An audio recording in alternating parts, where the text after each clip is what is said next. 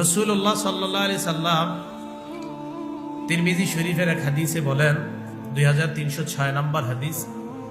এই হাদিসে রাসূলুল্লাহ সাল্লাল্লাহু আলাইহি সাল্লাম বলেন, বাদিরু বিল আমালি সাবআ, 7টা জিনিস তোমাদের জীবনে আসার আগে তোমরা আমলের প্রতি উৎসাহিত হও, তোমরা আমলের প্রতিযোগিতা করো। 7টা বিষয় তোমাদের জীবনে আসার আগে তোমরা আমলের প্রতিযোগিতা করো।